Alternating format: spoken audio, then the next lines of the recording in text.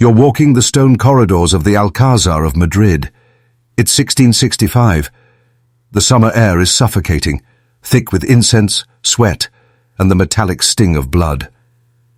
From behind massive oak doors you hear it, the tortured gasps of a woman in childbirth. But this is no ordinary birth.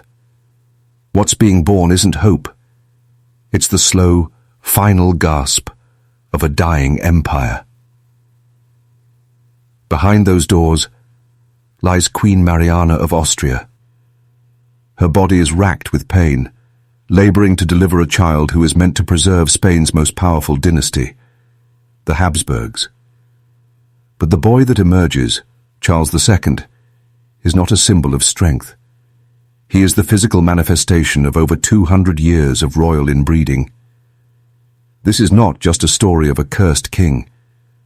It's the dark tale of how power, incest, and blind faith in divine right can twist a bloodline and an empire into ruin. The Habsburgs ruled Europe for centuries.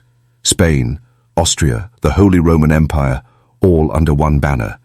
But their obsession with keeping blood pure turned their family tree into a closed loop of cousins, uncles, nieces, and siblings.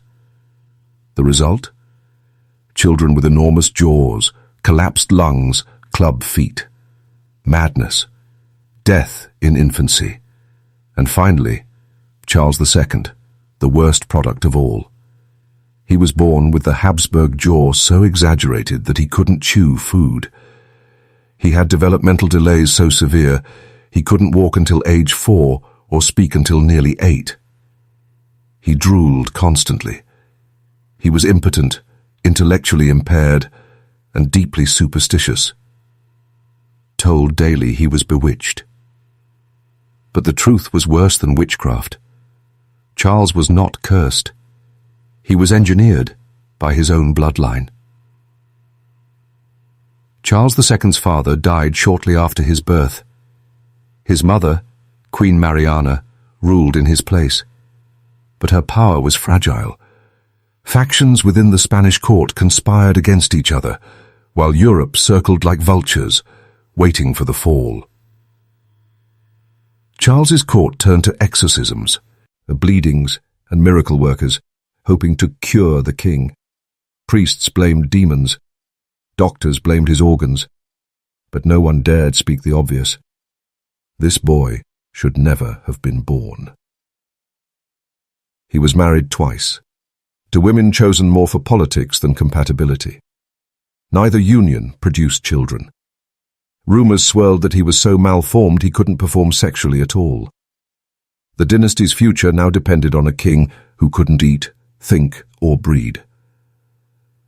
Charles was never a ruler. He was a living relic, propped up on a throne while others waged war in his name.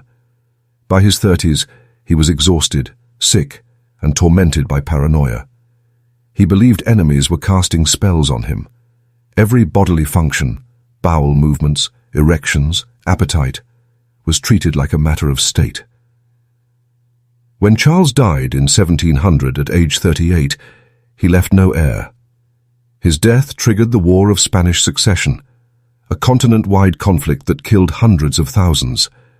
But more than that, it ended the Spanish Habsburg line.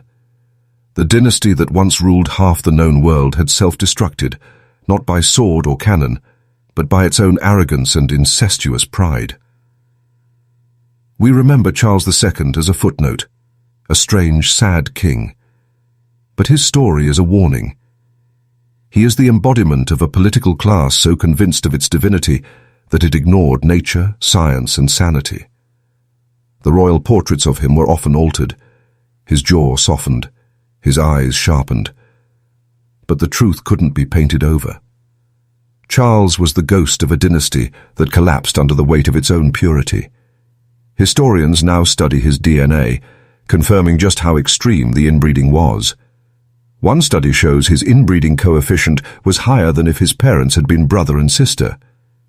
And yet, he was given a crown. His life, his suffering, was not the result of bad luck. It was the result of a ruling class terrified of dilution, obsessed with control, and blind to consequence. Charles II wasn't just the last of the Spanish Habsburgs. He was a living monument to power unchecked. His deformities weren't just physical, they were political, moral, spiritual. His death ended more than a dynasty. It ended an idea, that divine right, upheld by incest and isolation, could last forever. It didn't. It rotted from within,